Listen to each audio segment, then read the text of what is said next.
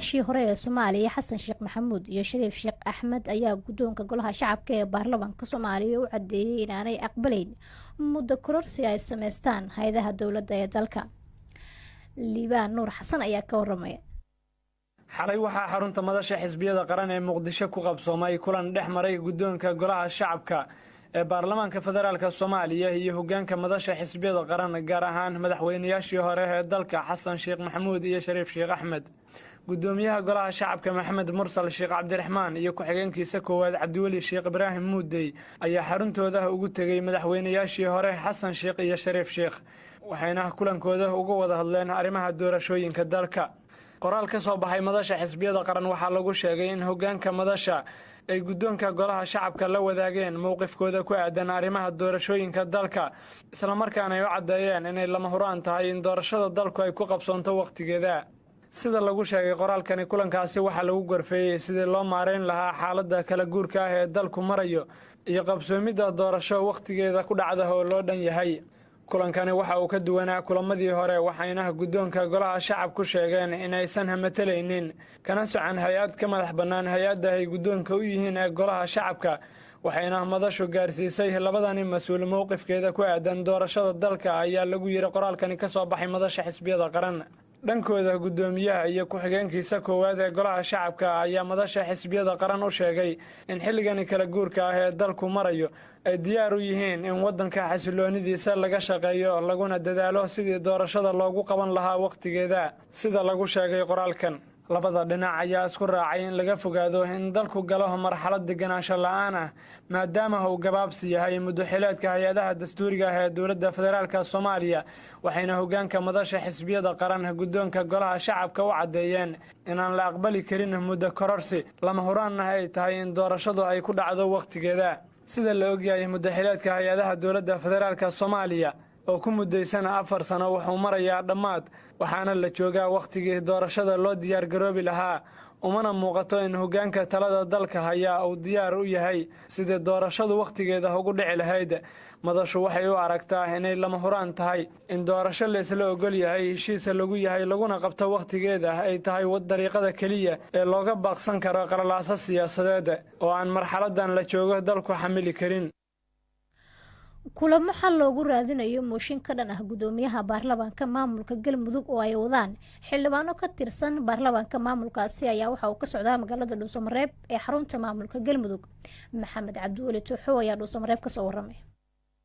madaxweyne ku-xigeenka Galmudug Cali Daahir Ciid ayaa habeenkii xalay iyo kulan siiyay guddoonka baarlamaanka Galmudug iyo xildhibaanada Galmudug oo qaarkood waday mooshin ka dhan ah gudoomiyaha baarlamaanka Galmudug Maxamed Nuur Gacal.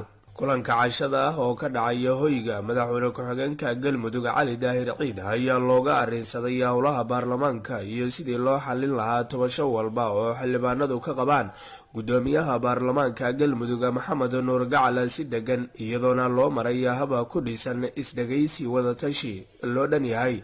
guddoonka baarlamaanka Galmudug ayaa madaxweyne ku-xigeenka Galmudug Cali Daahir Ciid uga mahad celiyay casuumaadda uu sameeyay guddoonka baarlamaanka iyo xildhibaanada Galmudug oo warkoodu maalmahana warbaahinta isha ku haysay. kulankan ayaa ku soo beegmaya xilli mushaarka xildhibaanada oo maqnaa muddo dhowr bilood ah loo soo fasaxay mudanayaasha iyadoona ka dhigan in guddoomiyuhu xal u helay qodob ka mid ah eedihii xildhibaanada u jeedinayeen oo ahaa inuu gabay raadinta xuquuqdii ka maqnayd xildhibaanada baarlamaanka Galmudug. maalmihii ugu dambeeyay magaalada Dhuusamareeb ee caasimadda Galmudug waxaa ka soconayay mooshin ka dhan ah guddoonka baarlamaanka Galmudug kuwaas oo ay wadaan xildhibaano ka tirsan baarlamaanka Galmudug iyadoona madaxda sare ee maamulka Galmudug ay xildhibaanada ku qancinayeen in tabashadooda la xalin doono isla markaana ay dib u dhigaan mooshinka ay wadaan. Maxamed Cabdiweli Tuuxo, idaacadda Kulmiye, Dhuusamareeb. dowladda Soomaaliya ayaa maanta magaalada Baydhabo ee xarunta gobolka Baay ka hirgelinaysa barnaamijka Baxnaano oo lacago dowladdu ay ku siinayso dadka danyarta ah. Hanad Maxamed ayaa warkan inoo dhameystiraya. Sadiq Xirsi Warfaa wasiirka shaqada iyo arrimaha bulshada ee dowladda Soomaaliya ayaa maanta magaalada Baydhabo ee xarunta gobolka Baay ka furaya barnaamijka Baxnaano kaasi oo lagu taakulanayo dadka danyarta ah ee ku nool deegaanada maamulka Koonfur Galbeed. barnaamijka baxnaano ayaa barnaamij lagu talagalay in lagu caawiyo dadka danyarta ah ee ku nool magaalada muqdisho iyo sidoo kale gobolada dalka.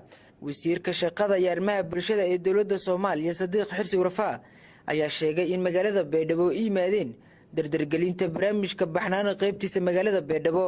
dhanka kale wasiir Warfaa ayaa intaas ku daray in maalmaha soo socda magaalada Baydhabo ay ka daafuri doonaan barnaamij kale oo isna shaqo abuur u ah dhalinyarada deegaanada maamulka Koonfur Galbeed.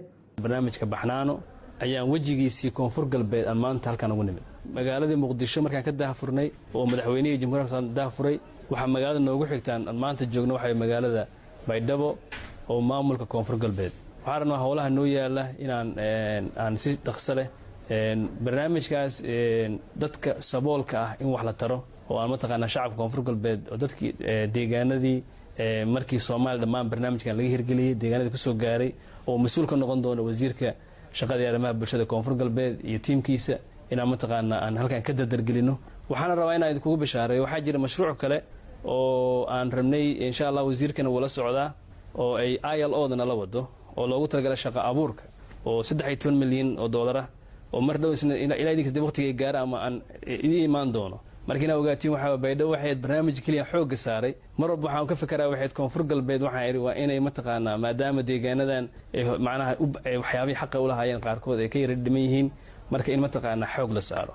marka barnaamijka shaqo abuurkan waxay ku bishaareen doonaa waa dhameystiran yahay xogaa COVID-19 ayaa xanibay marka hay'adii fangareen lahaa iyo mataqaanaa waa diyaar iyo waxa la soo sugaay looda markaas la helno 18 Abriil ee sanadkan ayaad markii madaxweynaha Soomaaliya Maxamed Cabdullaahi Farmaajo uu daafuray barnaamijka baxnaano iyadoona dowladda Soomaaliya ay sheegtay in barnaamijkan la gaarsiin doono dhammaan gobolada dalka. baarlamaanka maamulka Puntland ayaa maanta dood adag ka yeelanaya dib u eegista heshiiska DPWOL ee dekedda magaalada Boosaaso. Cabdisataar Xaaji Cali ayaa warkan inoo faahfaahinaya. golaha wakiilada baarlamaanka Puntland oo kulan ku yeeshay magaalada Garowe ayaa waxay u yeereen in fadhiga baarlamaanka uu tago wasiirka dekedda iyo gaadiidka Puntland Maxamed Cabdi Cismaan Majino. baarlamaanka Puntland ayaana dood adag ka yeelan doona heshiiska iyo dib u eegista shirkadda DPWOL waxaana la filayaa in maanta baarlamaanka uu hor yimaado wasiirka dekedaha iyo gaadiidka badda maamulka Puntland. gudoomiyaha golaha wakiilada baarlamaanka Puntland Cabdirashiid Yuusuf Jibriil ayaa sheegay in baarlamaanku ay isla garteen in ay dood adag ka yeeshaan heshiiska shirkadda DPWOL. Biyan oo boortiyo DPWOL oo arintii dekedda Boosaaso aad looga dayranaya in qaadan. sidaas ayaan ku gudagalaynaa qodobkeena ajantaha ee DPWOL dibeeyista heshiiska DPWOL. wasiirka dekedaha inuu gala hor yimaado si aan waqti inooga lumin wasiirku inuu hor yimaado oo wixii su'aalaha iyo naga xidhan hawsha tan iyo wixii xog ah ee ku saabsan dekedda iyo heshiiskaas inuu la wadaago uu hor yimaado golaha.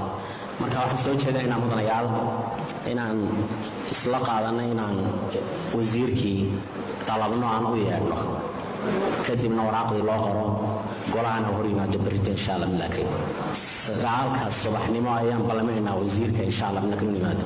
baarlamaanka Soomaaliya ayaa horay dalka uga mamnuucay in ay ka howlgasho shirkadda DPWOL oo laga leeyahay Imaaraadka Carabta waxaana shirkadaasi ay heshiis la gashay maamulada Puntland iyo Somaliland.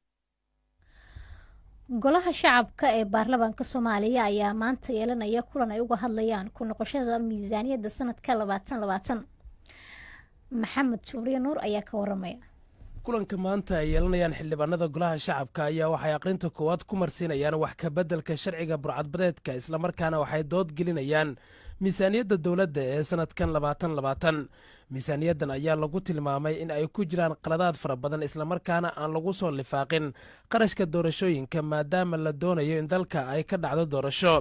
kulankii sabdidii ee golaha shacabka ayaa waxaa codka kalsoonida lagala laabtay ra'iisul wasaarihii xukuumadda Xasan Cali Kheyre kadib markii lagu sheegay inuu ku fashilmay amniga gaarsiinta dalka doorasho qof iyo cod ah qoondaynta qarashaadka doorashooyinka iyo isu keenidda dowladda federaalka ah ee Soomaaliya iyo dowlad goboleedyada xubnaha ka ah.